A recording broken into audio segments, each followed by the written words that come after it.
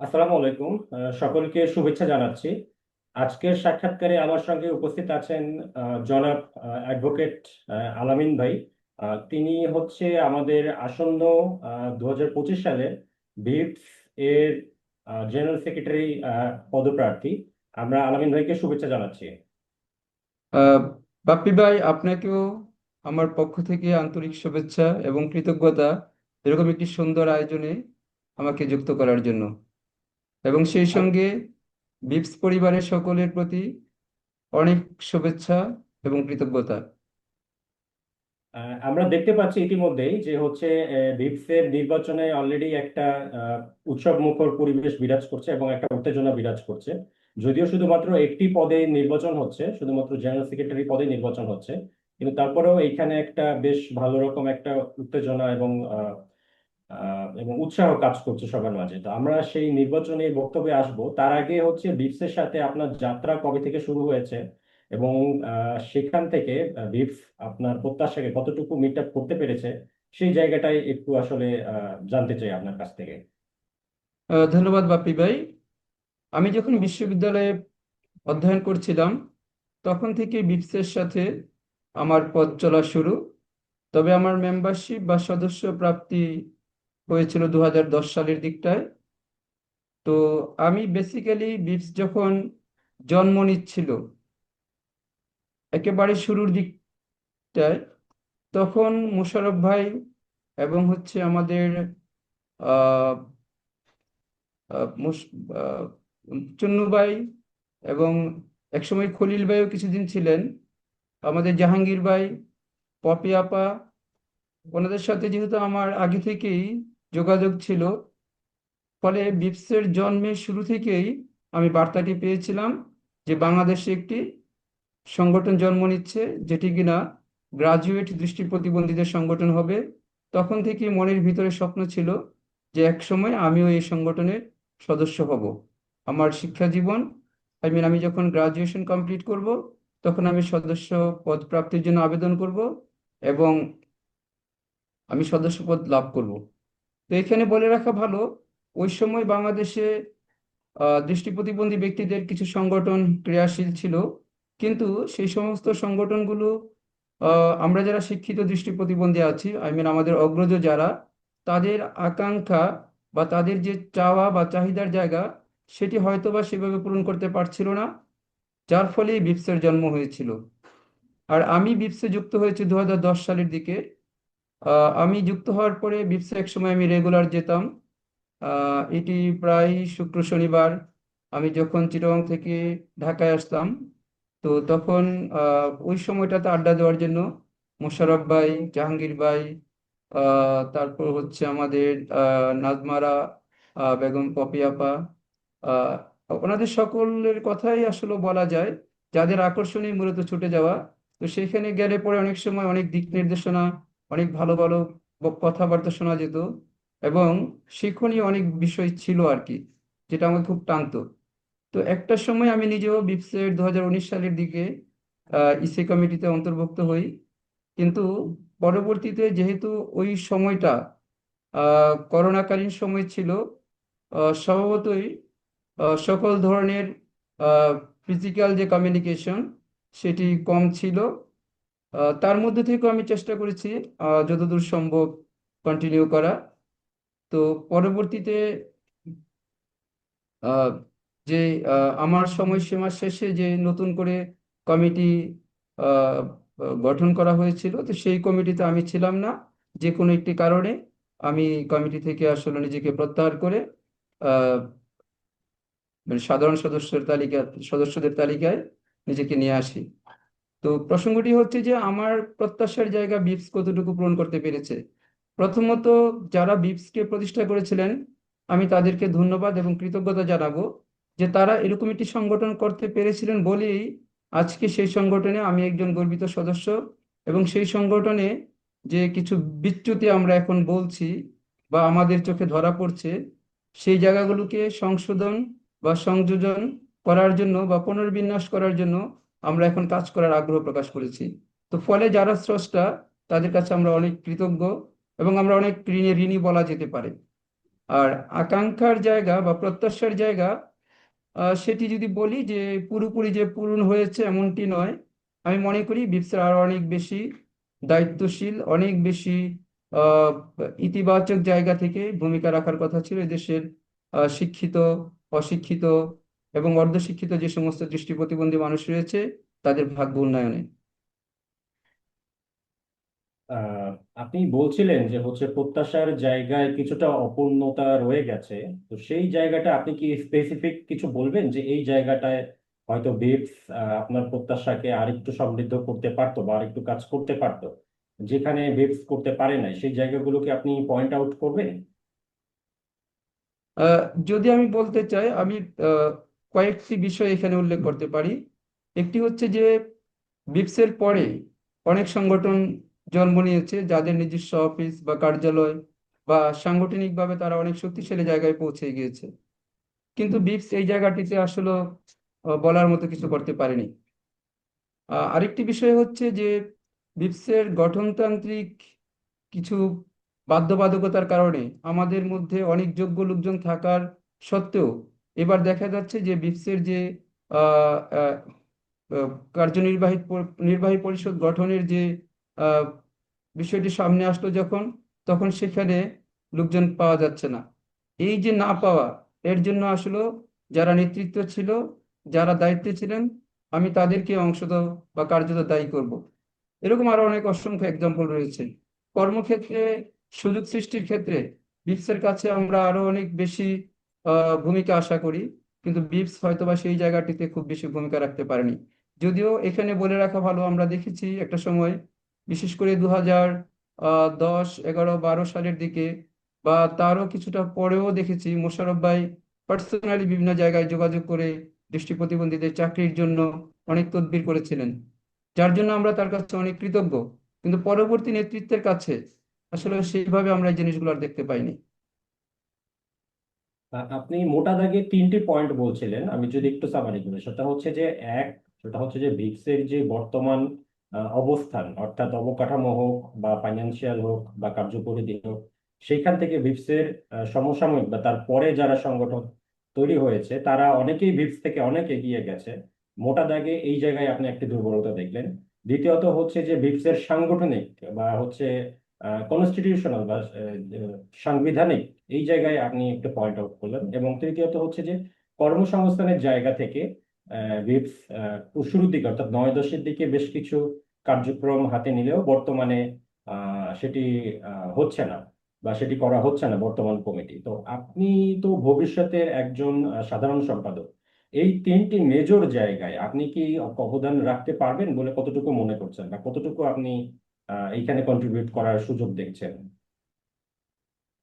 আমি মনে করছি আমার জায়গা থেকে, যেহেতু আমি পেশাগতভাবে একজন আইনজীবী, আমার যেহেতু কোথাও সেই অর্থে কোনো দায়বদ্ধতার জায়গা নেই, কারোর কাছে ছুটি বা কারোর কাছ থেকে বলে যাওয়ার কোনো বিষয় নেই, পেশাটি যেহেতু স্বাধীন, সেহেতু বিপসের প্রয়োজনে আহ, সময়টুকু দেওয়া এটি গুরুত্বপূর্ণ। তো সময় দেওয়ার সাথে সাথে অন্যান্য বিষয়গুলো বা ডেভেলপমেন্টগুলো আসলে প্রাসঙ্গিক হয়ে ওঠে। আমি যদি মনে করি বা আমি যদি ভাবি যে আমি কোনো একটা প্রতিষ্ঠানের কাছে কোনো একজন দৃষ্টি প্রতিবন্ধী ব্যক্তির চাকরির জন্য তদবির করতে যাব, তাহলে আমাকে সময় দিতে হবে। তো সেই সময়টি দিতে আমি সক্ষম। পলিসিগত জায়গাতে যদি কোনো চেঞ্জের প্রয়োজন হয়, তাহলে বিভিন্ন ডায়লগ সেশনের আয়োজন করতে হবে। সেই জায়গাগুলোতেও আমি কাজ করতে সক্ষম বলে নিজেকে মনে করছি। আহ, এর এর বাহিরেও আমরা দেখি যে অনেক দৃষ্টি প্রতিবন্ধী শিক্ষার চাকরিজীবী রয়েছেন যারা কিনা নানাবিধ বৈষম্যের শিকার স্ব কর্মক্ষেত্রে। তো সেই জায়গাগুলোতে আসলে ইন্টারভেনশন রাখার দাবি রাখে। যেমন ধরেন, আমরা কয়েকদিন আগে একটা গ্রুপে, আমাদের হোয়াটসঅ্যাপ গ্রুপে শুনছিলাম যে একজন দৃষ্টি প্রতিবন্ধী বোন, সে একজন প্রাইমারি স্কুলের শিক্ষিকা। তার হচ্ছে আহ, স্কুলের যে প্রধান শিক্ষিকা এবং তার যে অন্যান্য সহশিক্ষক যারা আছেন বা তার যে কলিগ যারা আছেন, তারা তার প্রতি বৈষম্যমূলক আচরণ করছেন। হ্যাঁ, আমি জাহাঙ্গীর ভাই সহ অনেককে ধন্যবাদ দিব যে তারা তাকে বিভিন্নভাবে অ্যাডভাইস করেছেন। তো অ্যাডভাইস করে হয়তো বা একটা ইন্ডিভিজুয়াল সমস্যার সমাধান হতে পারে, কিন্তু যদি সার্বিকভাবে সমস্যাটিকে আমরা সমাধান করতে চাই, তাহলে এর জন্য একটি সুনির্দিষ্ট পরিকল্পনা লাগবে। সেই পরিকল্পনা অনুযায়ী গবেষণা লাগবে, এবং গবেষণালব্ধ ফলাফল কে সামনে নিয়ে সরকার বা সংশ্লিষ্ট কর্তৃপক্ষের সঙ্গে দেন দরবার করতে হবে। তো সেই জায়গাটিতে আমার যেহেতু গবেষণা ফিল্ডে কিছু কাজ করার এক্সপিরিয়েন্স রয়েছে ব্লাস্টের সাথে, আমি মনে করছি এখানেও আমি ফুট দিতে সক্ষম। এবং ফাইন্যান্সিয়াল স্টেবিলিটির কথা যেটি আসছে, যে বিশ্বের অর্থনৈতিক কাঠামোটাকে একটা টেকসই জায়গায় নিয়ে যাওয়াটা খুবই জরুরি।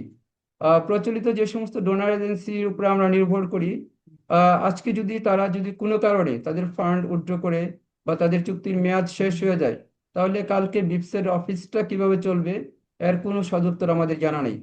তো সেখান থেকে এই প্রচলিত ডোনার এজেন্সিগুলো ছাড়াও যে সমস্ত সিএসআর ফান্ড রয়েছে বা কর্পোরেট হাউস রয়েছে, যেই জায়গাগুলো এক্সপ্লোর করলে পরে বিপসের অর্থনৈতিক কাঠামোটা একটা সুদৃঢ় ভিত্তির উপর দাঁড়াতে পারে, সেই জায়গাগুলো তো এক্সপ্লোর করা আমি মনে করি খুবই প্রয়োজনীয়, এবং এটি সময়ের দাবি। সেক্ষেত্রে বিপসের যারা যে সকল সদস্য, সাধারণ সদস্য রয়েছেন এবং কার্যনির্বাহী পরিষদের সদস্য রয়েছেন, তারা সকলে মিলে যদি, অর্থাৎ আমরা সকলে মিলে যদি চেষ্টা করি, আর আমি যদি নির্বাচিত হই তাহলে করব, আর যদি নির্বাচিত না হই, যদি বিপস আমাকে মনে করে তার আমাকে তার প্রয়োজন, তাহলে আমার জায়গা থেকে আমি কন্ট্রিবিউশন রাখার চেষ্টা করব। এবং আমি মনে করি যে অর্থনৈতিক ভিত্তিটি যদি সুদৃঢ় কাঠামোর উপর না দাঁড়ায়, তাহলে আসলে এটি সাস্টেইনেবল কোনো কিছু হবে না। একটা সময় গিয়ে আসলে ওই ডোনার এজেন্সিও শেষ, বিপসও শেষ হয়ে যাবে। তো নিশ্চয়ই আমরা বিপসকে তো এভাবে তো শেষ হতে দিতে পারি না। যার কারণে আমরা আসলে এরকম কিছু ভাবছি বা করতে চাই, যদি আমাদের সেই সুযোগ আসে, যে আমরা বিপসের জন্য একটি নিজস্ব ল্যান্ড অথবা একটি ফ্ল্যাট, সেটি ক্রয় করে হোক অথবা লিজের মাধ্যমে হোক অথবা অন্য কোনো যে প্রক্রিয়ায় হোক, আমরা এটি অর্জন করার চেষ্টা করব। আচ্ছা। আপনি বলছিলেন যে 2009-10 সাল থেকে আপনার যাত্রা শুরু। তো 2009-10 সাল মানে হচ্ছে সেই সময় বলা যায় বিপসের একরকম স্বর্ণযুগ ছিল।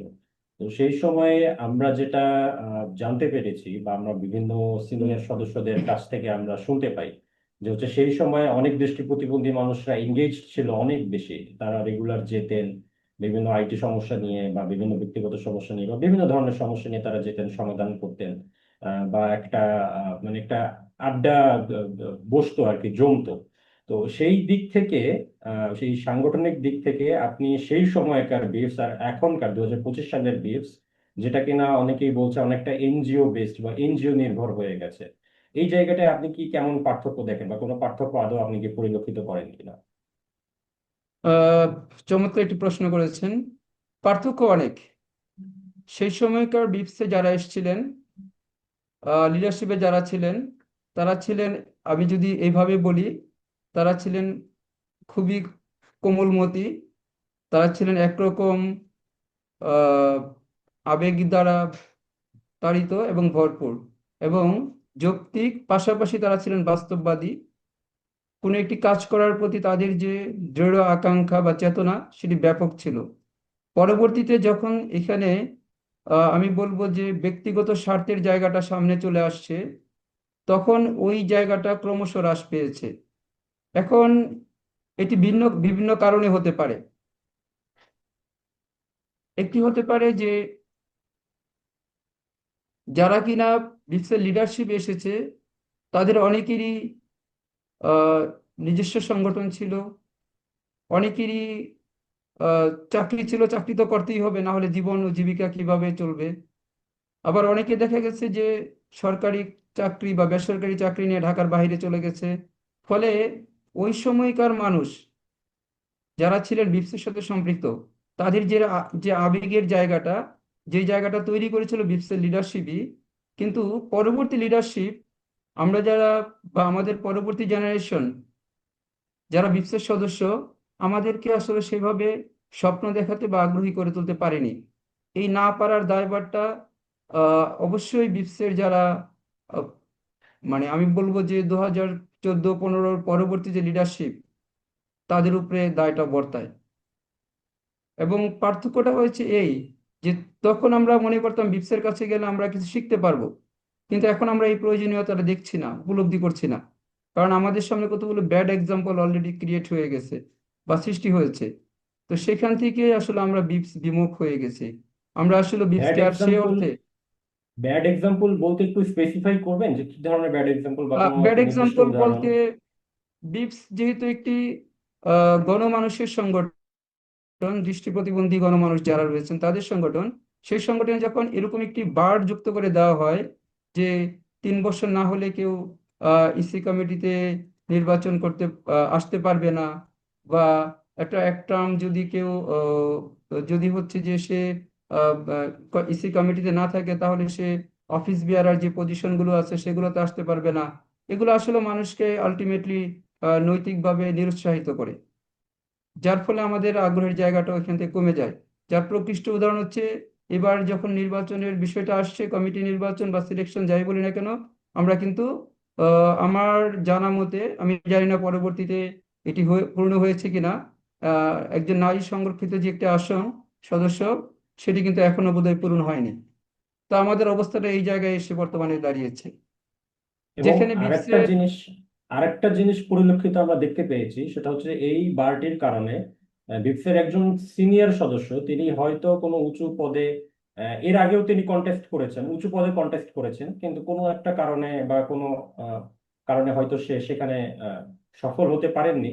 তাকে এখন নতুন করে কন্টেস্ট করার জন্য তাকে মানে সেই জুনিয়রদের সঙ্গে সদস্য পদে নমিনেশন তুলতে হচ্ছে। তো এইটা আমার কাছে মনে হয় যে এটা সিনিয়র সদস্য যারা আছে তাদের একটা মানে সঠিক সম্মান আসলে করতে আসলে বিপস পারছে না, শুধুমাত্র এই একটা বারের কারণে। এই এই ইস্যুটা নিয়ে কি আপনি কিছু বলবেন? আমি মনে করি এই অগণতান্ত্রিক বিধান যেগুলো আছে, এগুলো সময়ের সাথে সঙ্গতি রেখে সংশোধন হওয়া প্রয়োজন। সুতরাং আমি এই এজিএম এ যারা হচ্ছে বিপসকে ওন করে, যারা বিপসকে ভালোবাসে, সকলকে বলবো যে আপনারা সদল বলে আসবেন এবং গণতান্ত্রিক প্রক্রিয়ায় নিজস্ব ভয়েস রেজ করে এই অগণতান্ত্রিক যে সমস্ত বিধিবিধান রয়েছে, যেটি বিপসের জন্য চূড়ান্ত বিচারে ক্ষতির কারণ হতে পারে, সেগুলোকে রিমুভ করার জন্য আপনারা ভূমিকা রাখবেন। আপনি একটা কথা কিছুক্ষণ আগে বলছিলেন যে হচ্ছে 2014 সালে, অর্থাৎ বিপসের যখন স্বর্ণযুগ সময় ছিল, সেই সময়ের পরে পরবর্তীতে যারা হচ্ছে বিপস পরিচালনা করছে, সেইখানে হচ্ছে যে যারা ম্যাক্সিমাম সময়ই যারা পরিচালনায় এসেছে বা নেতৃত্বে এসেছে, তাদের নিজেদের একটি করে প্রতিষ্ঠান বা সংগঠন আছে। তো আপনার কি মনে হয় যে এই যে নিজেদের একটি করে প্রতিষ্ঠান থাকা একটা কনফ্লিক্ট অফ ইন্টারেস্ট তৈরি হয়েছে কিনা, বা এই জায়গা থেকে যাদের নিজস্ব প্রতিষ্ঠান রয়েছে তারা নিজেদের প্রতিষ্ঠানকে আসলে বেশি সময় দিয়েছে বা বেশি দেখাশোনা করেছে, যার ফলে বিপসকে খুব বেশি একটা সময় দিতে পারে নাই বা খুব বেশি একটা সময় দেওয়ার আগ্রহ প্রকাশ করে নাই, যার ফলে আজকে বিপস অনেকটাই পিছিয়ে গেছে, অর্থনৈতিক দিক থেকে হোক, অবকাঠামোর দিক থেকে হোক। আপনি এই এই এই বিষয়টাকে আপনি কিভাবে বিবেচনা করবেন? আপনি একটি কঠিন প্রশ্ন করেছেন, তবে আমি আশা করছি এটি একটি আমার বিবেচনায় একটি যৌক্তিক উত্তর দেওয়ার চেষ্টা করব। হয়তো বা অনেকের কাছে এটি যৌক্তিক নাও হতে পারে, বাট আমার কাছে মনে হচ্ছে যে আমার উত্তরটি হয়তো বা যৌক্তিক হতে পারে। প্রথমত, যাদের নিজস্ব অর্গানাইজেশন রয়েছে, তারা যখন ওই অর্গানাইজেশনকে রিপ্রেজেন্ট করে, আবার বিপসকেও রিপ্রেজেন্ট করে, তখন সেখানে কনফ্লিক্ট অফ ইন্টারেস্টের জায়গাটা অবশ্যই সামনে চলে আসে। পাশাপাশি এটিও আমাদের মনে রাখার দরকার, যখন আমরা কোনো ব্যক্তি যে কোনো অর্গানাইজেশনে কাজ করি, সেটি হোক ডিসেবলড অর্গানাইজেশন বা অন্য কোনো ধরনের মেইন স্ট্রিম অর্গানাইজেশন, সাধারণত আমরা দেখি যে একটি মেইন স্ট্রিম অর্গানাইজেশনেও যখন কোনো প্রতিবন্ধী মানুষকে চাকরিতে নিয়োগ দেওয়া হয়, সেটি ওই তার ডিসাবিলিটি যে উইংসটা থাকে বা ইউনিটটা থাকে, সেই ইউনিটেই তাকে দায়িত্ব দেওয়া হয়। ফলে এখানেও কিন্তু এক ধরনের কনফ্লিক্ট অফ ইন্টারেস্টের জায়গা তৈরি হওয়ার আশঙ্কা বা চ্যালেঞ্জ চান্সেস থেকে যায়। ইতিমধ্যে যারা বিপসকে ওন করেছেন বা দায়িত্বে ছিলেন, তাদের প্রত্যেকের ক্ষেত্রেই কিন্তু এই বিষয়টি প্রযোজ্য। এখানে নিজস্ব অর্গানাইজেশন থাকুক বা অন্য অর্গানাইজেশন এসে এজ এ সার্ভিস হোল্ডার হিসেবে কর্মরত থাকুক, যাই হোক না কেন, আমার মনে হয় যে আসলে বিপসের দায়িত্বে এমন লোকজনকে আসা উচিত যাদের নিজস্ব কোনো অর্গানাইজেশন নাই, এবং যারা ডিসেবিলিটি ফিল্ড থেকে আহ, জীবিকা নির্বাহ করেন না। এতে করে যে সুযোগটি তৈরি হবে, যে আসলে এখানে প্রতিবন্ধী, দৃষ্টি প্রতিবন্ধী ব্যক্তিদের জন্য যারা কাজ করবে, তাদের সামনে যে সুযোগ সুযোগটুকু থাকবে, সেই সুযোগটুকু সে উইদাউট এনি কনফ্লিক্ট, মানে কোনো কোনো ধরনের কনফ্লিক্ট ছাড়াই সে সংগঠনের জন্য বয়ে নিয়ে আসতে পারবে। ধরা যাক আমি একটা এক্স অর্গানাইজেশনে জব করি, সেটি কোনো ডিসেবলড অর্গানাইজেশন না, বাট আমার যে দায়িত্ব, জব রেসপন্সিবিলিটি, সেখানে আমি একটা ডিসেবিলিটি ইউনিটের বা ওই অর্গানাইজেশনের যে ডিসেবিলিটি প্রোগ্রাম আছে তার সাথে সংশ্লিষ্ট। এখন যদি বিপস এবং আমার সেই মেইন স্ট্রিম অর্গানাইজেশন একই জায়গায়, একই প্রোগ্রামে বা একই ইস্যুতে কোনো জায়গায় ফান্ড রেজ করা বা কোনো সিদ্ধান্ত দেওয়া বা কোনো গুরুত্বপূর্ণ ইস্যুতে যদি আমাকে ভয়েস রেজ করতে হয়, তাহলে আমি কার পক্ষে ভয়েস রেজ করব? অথবা আমার যদি ফান্ড চাওয়ার প্রয়োজন হয়, আমি কার পক্ষে ফান্ড চাবো? আমি কি বিপসের পক্ষে ফান্ড চাবো নাকি আমি এক্সের রাইট, পক্ষে ফান্ড রাইট, চাবো? রাইট। তো ফলে এই বিষয়গুলো আমাদের সাধারণ সদস্যদের অবশ্যই বিবেচনা করা প্রয়োজন বলে আমি মনে করি। আহ, আপনাকে ধন্যবাদ। একটা আহ, দারুণ একটা মানে জবাব দিয়েছেন আপনি। আশা করব যে আপনার এই কথার সঙ্গে আপনি যদি ভবিষ্যতে জেনারেল সেক্রেটারি পদে আসেন, আমরা সদস্যরা যারা রয়েছে তারা যদি আপনাকে নির্বাচিত করে, তাহলে অবশ্যই আপনি এই জায়গাটা দিয়ে কাজ করবেন, সে প্রত্যাশা রাখছি। আর হচ্ছে যে এখন হচ্ছে যে আমি সংবিধান বা আমাদের কনস্টিটিউশন নিয়ে কিছু বিষয়ে আসলে আপনার দৃষ্টি আকর্ষণ করতে চাই। যে প্রশ্নটা আমি আসলে যতজনের সাক্ষাৎকার নিয়েছি সবার কাছে আমি সেম প্রশ্ন রেখেছি, সেটা হচ্ছে যে 3 বছর এবং 5 বছর এবং এক টার্ম সদস্য হিসেবে, ইসি সদস্য হিসেবে থাকতে হবে।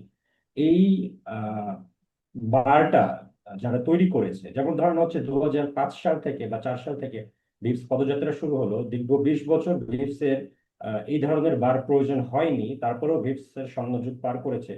কিন্তু 23 সালে এসে এরকম একটা বার তৈরি হলো, এবং 23-এর পরে 24-25 তেমন কোনো ম্যাসিভ কোনো পরিবর্তন দেখা যায় নাই। তো যারা মনে করছে যে আসলে ভিপস কে সঠিকভাবে নেতৃত্ব দেওয়ার জন্য এই ধরনের একটি বার প্রয়োজন, তো আপনার কি মনে হয় যে আসলে এই বারটার যৌক্তিকতা মানে কতটুকু, বা এই বারটা যদি যৌক্তিকতা না থাকে সেটা নিয়ে আপনারা কি ধরনের কাজ করবেন?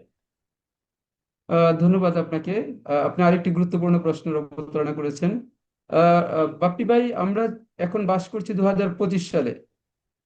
2025 জি, সালের একটি শিশুর চিন্তা আর 1990 সালের একটি শিশুর চিন্তার মধ্যে কিন্তু ফার ফার ডিফারেন্স। আজকে জি, যে শিশুটি জন্ম নিচ্ছে, সে কালকেই মোবাইল ফোন হাতে নিয়ে জগৎটাকে সে তার চোখের সামনে দেখতে পাচ্ছে। 1990 সালে এটি কল্পনা করা যায়নি। তো ফলে সে 1990 সালের মানসিকতা যদি বর্তমান সময়ে এসেও আমাদের উপরে চাপাই দেওয়া হয়, সেটি খুবই দুঃখজনক। আমি স্পষ্ট ভাষায় বলতে চাই যে এই জায়গাগুলো সংশোধন হওয়া খুবই জনগুরুত্বপূর্ণ, এবং এই ধারাগুলো যদি বিলুপ্তি না হয় বা সংস্কার না হয়, তাহলে বিপসের অস্তিত্ব সংকটে পড়তে যাচ্ছে। সামনে বিপসের নির্বাচন করা বা বিপসের কমিটি গঠন করার মতো কোনো লোক পাওয়া যাবে না। তো ফলে আমার অবস্থান এখানে খুবই পরিষ্কার। যে সমস্ত অগণতান্ত্রিক ধারা, শুধু আপনি যে দুটি ধারার কথা বলেন, এই দুটি বারের কথা বলেন, এই দুটি বার নয় শুধু, আরো যদি এরকম কোনো আহ, ধারা বা সেকশন বা বার গঠনতন্ত্রে থেকে থাকে, সেগুলোকে স্টাডি করে রিমুভ করার উদ্যোগ গ্রহণ করা হবে। যদি আমি নির্বাচিত হই, আমার ওই সময়সীমার মধ্যে গুরুত্বপূর্ণ কাজের মধ্যে এইটিও একটি গুরুত্বপূর্ণ কাজ হবে। গঠনতন্ত্রকে যুগোপযোগী এবং দৃষ্টি প্রতিবন্ধী মানুষের আকাঙ্ক্ষার যে প্রতিফলন, সেটিকে গঠনতন্ত্রে ঘটানো। আচ্ছা। এখন হচ্ছে যে আমাদের নির্বাচনী প্রচারণার কিছু আপনাকে কনক্লুসিভ কিছু প্রশ্ন করতে চাই। সেটা হচ্ছে যে আপনার যে প্রার্থী রয়েছে, আপনার যে কন্টেস্টেন্ট রয়েছে, তিনি আহ, একটি সাক্ষাৎকারে এবং হচ্ছে যে একটি ইন্টারভিউতে তিনি পরিষ্কার করেছে যে তার কোনো নিজস্ব প্রতিষ্ঠানও নেই, তিনি একটি চাকরি করেন, তিনি চাকরির ভিতরেই অবশিষ্ট থাকতে চান, বা তিনি এই ধরনের নতুন কোনো এনজিও সৃষ্টি করার বা কাজ করার তার কোনো ইচ্ছাও নাই। সেই দিক থেকে আপনার এই চিন্তা ভাবনা মানে আপনার নিজস্ব কোনো এনজিও বা প্রতিষ্ঠান বা বিপিও কোনো কিছু আছে কিনা, বা আপনি এই জায়গাটাতে নিজেকে কিভাবে মূল্যায়ন করেন, আর যদি থাকেও এই যে কনফ্লিক্ট অফ ইন্টারেস্টের যে ব্যাপারটি, সেই জায়গাটা আপনি কিভাবে ম্যানেজ করবেন?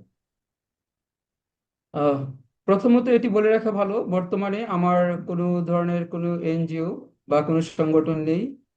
তবে পূর্বে আমার সমগ্র ছাত্র জীবন প্রতিবন্ধী মানুষের অধিকার এবং তাদের জন্য লড়াই সংগ্রাম করে ব্যয় করেছি। এটি আমি যেহেতু চট্টগ্রাম বিশ্ববিদ্যালয়ে পড়াশোনা করেছি, সেই সময়কার যারা মূলধারার অ্যাক্টিভিস্ট ছিলেন তারা সকলেই জানেন।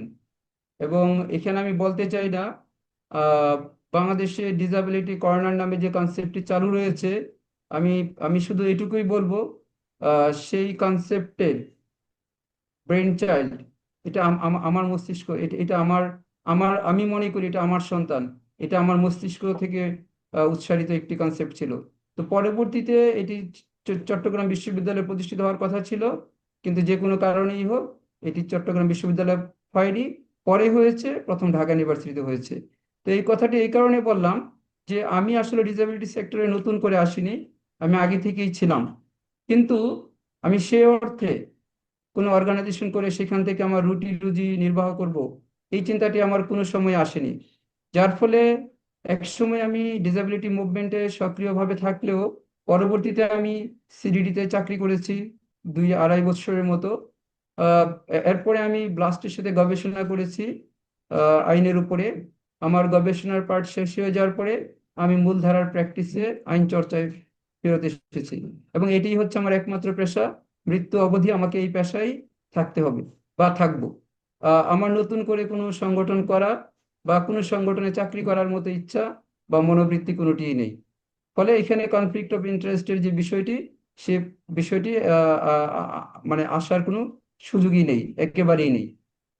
তার মানে আমরা ধরে নিচ্ছি যে আপনার নিজস্ব কোনো প্রতিষ্ঠানও নেই এবং নিজস্ব প্রতিষ্ঠান গড়ে তোলার কোনো পরিকল্পনাও নেই। আচ্ছা, রাইট। আরেকটা বিষয়ে আমি আপনার কাছে একটু জানতে চাই বিশেষভাবে, সেটা হচ্ছে যে এই যে নির্বাচনে একটা সমঝোতার প্রক্রিয়ার ভিতর দিয়ে যায়, অর্থাৎ হচ্ছে যে নির্বাচনের আগে একটি ইসি মিটিং হয়, ইসি মিটিং এ অনেকেই সিদ্ধান্ত নিয়ে ফেলে, আচ্ছা ঠিক আছে এবার তুমি এক্স বডি তুমি এবার নমিনেশন তোলো, ওয়াই বডি এবার তুমি একটু বসো, বা ওয়াই বডি তুমি নমিনেশন তোলো, এক্স বডি তুমি এবার একটু বসো। এবং আমরা যেটা শুনতে পেয়েছি বিভিন্ন আহ, মানে মুখে বিভিন্ন মানুষের মুখে শুনতে পেয়েছি যে ইভেন আপনিও যখন সাধারণ সম্পাদক পদে নমিনেশন তুলছেন, বর্তমান কমিটির সর্বোচ্চ পর্যায় থেকে কোনো একজন ব্যক্তি আপনাকে রিকোয়েস্ট করেছিল যে হচ্ছে আপনি যেন সম্পাদক মানে এই পদে যেন নমিনেশন না তোলেন, বা সেটা যেন ইলেকশনে না আসে। এমন কি ঘটনা কি ঘটেছে, বা এমনটা কি আপনার সাথে কোনো এই ঘটনার কোনো সত্যতা আছে? বাপ্পি ভাই, আপনি স্পটে ছিলেন, আমার সঙ্গে যা যা ঘটেছে আপনি তা আশা করি উপলব্ধি করতে পেরেছেন। তবে বিষয়টিকে আমি দেখতে চাই আহ, এইভাবে যে আমার একজন সিনিয়র প্রাজ্ঞ বড় ভাই, যিনি হচ্ছে আমাকে কাউন্সিল করেছেন, বুঝিয়েছেন, হয়তোবা তার জায়গা থেকে তিনি কতটুকু ঠিক ছিলেন বা ভুল ছিলেন সেটি সিদ্ধান্ত নেবেন আপনারা। তবে ঘটনাটি আমার সঙ্গে ঘটেছে, এবং আমি আচ্ছা, এটিও মনে করি যে এই প্রক্রিয়াটা আহ, খুব বেশি সুন্দর বা খুব বেশি ভালো লাগার উপলক্ষ তৈরি করে না। রাইট। আমরা একটা সাংঘাতিক বিষয় আসলে জানতে পারলাম, এই এই বিষয়টি নিয়ে অনেকের মুখেই গুঞ্জন ছিল, আজকে সেটা আমরা আসলে এটা সত্যতা জানতে পারলাম। আর হচ্ছে যে এখন আমরা যদি আসি যে ভবিষ্যতে আপনি একজন জিএস পদপ্রার্থী, সদস্যদের উদ্দেশ্যে আপনি কি মেসেজ রাখতে চান যেন সদস্যরা আপনাকে চয়েস করবে কেন? ধন্যবাদ। আহ, যেহেতু আসন্ন আহ, নির্বাচনে আমি একজন জিএস পদপ্রার্থী, আমি বিপসকে আমার অস্তিত্বের সঙ্গে ধারণ করি প্রথমত। দ্বিতীয়ত হচ্ছে, বিপসের জন্য আমি ইউনিক ধরনের কিছু রেখে যাওয়ার চেষ্টা করব, যেটি আমার কর্মকাল শেষ হয়ে যাওয়ার পরেও বিপস বা বিপসের সদস্য বা বিপস সংশ্লিষ্ট যারা আছে তারা তাদের কল্যাণে বা উপকারে আসবে। তো এই সব কিছুই ডিপেন্ড করবে যদি বিপসের সদস্যগণ আমাকে নির্বাচিত করেন তাদের মূল্যবান ভোটাধিকার প্রয়োগ করে। তা আমাকে কেন নির্বাচিত করবেন, যদি সেই কথাটি বলতে চাই, যে আমি বিপসের জন্য কি করব বা সাধারণ সদস্যদের জন্য আমি কি করব, আমার কি পরিকল্পনা। তো আমি খুব ক্ষুদ্র মানুষ, আমার জায়গা থেকে আমি একটি ইস্তেহার দেওয়ার বা একটা আমার একটা প্রতিশ্রুতিপত্র আমি বিপসের গ্রুপে আমি আজকালকের মধ্যেই শেয়ার করব। তো তারপর আপনার প্রশ্নের প্রেক্ষিতে আমি সংক্ষেপে দুই একটা পয়েন্ট বলতে পারি। প্রথমত যেটি হচ্ছে যে আমি বিপসকে দৃষ্টি প্রতিবন্ধী মানুষের কাছাকাছি নিয়ে যাওয়ার চেষ্টা করব। সকল দৃষ্টি প্রতিবন্ধী শিক্ষার গ্রাজুয়েট যারা রয়েছেন এবং যারা হচ্ছে ভবিষ্যতে বিপসের সদস্য পদ লাভে প্রত্যাশী, তারা যেন বিপসে আহ, যাতায়াত করেন, বিপসে তারা যেন আসতে আনন্দ উপভোগ করেন, এবং তাদের জন্য যেন আসলে সকল ধরনের সুযোগ সুবিধা তারা যেন বাধাহীনভাবে বিপসের অফিসটাকে ব্যবহার করতে পারেন, সেরকম একটি এনভায়রনমেন্ট সেটি আহ,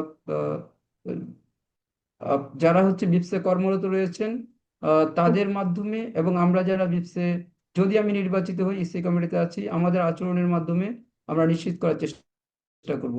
অর্থাৎ বিপস কোনো ব্যক্তি বিশেষের বা কতিপয় সংগঠন হবে না, বিপস হবে দৃষ্টি প্রতিবন্ধী গ্রাজুয়েট সকল পিপলের। এবং আমাদের মধ্যে অনেকেই আছেন যে যারা সদস্যপদ আহ, পেতে চায়, কিন্তু কোনো কারণে তাদের আবেদনগুলো বছরের পর বছর পড়ে থাকে, সেগুলো আসলে নিষ্পত্তি হয় না। তো যদি নিষ্পত্তি নাও হয়, কেন হয় না সেটির একটি ব্যাখ্যা থাকার দরকার। সেই জায়গাগুলোতে স্বচ্ছতা আনার চেষ্টা করব। পাশাপাশি কর্মসূচির ক্ষেত্রে যেটি বলবো যে, আমি যেহেতু আইনজীবী, আমি একটি আইনি সেল, এটা আমার উদ্যোগে। আমি বিপসে নির্বাচিত হলেও করব, যদি নাও হই, আমাকে যদি বিপস প্রয়োজন মনে করে আমাকে কাজে লাগাতে চাইলে আমি একটা আইনি সেল গঠন করার চেষ্টা করব, যে যার মাধ্যমে নারী সহ অন্য অন্য যারা দৃষ্টি প্রতিবন্ধীরা রয়েছেন, তাদের যদি লিগ্যাল এইড বা আইনি সহায়তার প্রয়োজন হয়, তাহলে সেই জায়গাটিতে যেন বিপস ভূমিকা রাখতে পারে। পাশাপাশি বিপসের জন্য একটি গবেষণা সেল সক্রিয়ভাবে রাখার চেষ্টা করব, কারণ গবেষণা ছাড়া কোনো সামাজিক সমস্যার আসলে সমাধানের কোনো পথ পাওয়া যায় না। গবেষণা ছাড়া যাই বলি না কেন, আমরা যাই করি না কেন, সেটা অনুমান নির্ভর কাজ। আর আধুনিক সমাজ বিজ্ঞানে অনুমান অনুমান নির্ভর কাজ দিয়ে কোনো ফলাফল বয়ে আনার সম্ভাবনা থাকে না। তো এই জায়গাটিতে আমি কাজ করার ইচ্ছা প্রকাশ করছি। পাশাপাশি বিপসের যে সমস্ত সদস্য রয়েছেন বা বিপসের সদস্য না, অথচ নিজ নিজ কর্মক্ষেত্রে যারা সফলতার ছাপ রেখেছেন বা দিন দিন উন্নতির চরম শিখরে পৌঁছেছেন বা পৌঁছানোর চেষ্টা করছেন, তাদের জন্য বিপস অ্যাওয়ার্ড বা সম্মাননা নামে আমি একটি অ্যাওয়ার্ড প্রবর্তনের চেষ্টা করব, যার মাধ্যমে যে বিপস একেবারে প্রান্তিক পর্যায়ের যে সফলতম মানুষটি রয়েছে তাকে যেমনি করে বিপস পরিবারে টেনে নিয়ে আসবে, আবার তার সফলতার গল্প সারা দেশে ছড়িয়ে দেওয়ার চেষ্টা করবে। এতে করে সামগ্রিকভাবে দৃষ্টি প্রতিবন্ধী মানুষ সম্পর্কে সমাজে ইতিবাচক ধারণা সৃষ্টি হবে বলে আমি মনে করি। পাশাপাশি ক্রীড়া ও সংস্কৃতির ক্ষেত্রে আমি বিপসের কোনো দৃশ্যমান কর্মসূচি ইতিপূর্বে দেখিনি, সেই জায়গাটিতেও আমি ইন্টারভেনশন রাখবো, এবং বিপসের অর্থনৈতিক যে কাঠামো সেটিকে পরিবর্তন করে একটি যুগোপযোগী অর্থনৈতিক কাঠামো দাঁড় করানোর চেষ্টা করব। আমি পূর্বেই বলেছি, এটি সকলের সহযোগিতা, সকলের চাওয়া, এবং সকলে মিলেই একটি বিপসের জন্য অফিস বা land, what ever it is, যাই হোক না কেন, সেটি ক্রয় সূত্রে হোক বা লিজ সূত্রে হোক, সেটা আমরা অর্জনের চেষ্টা করব। সেটি অবশ্যই আমার পাশে সকলকে অবস্থান নেওয়া লাগবে।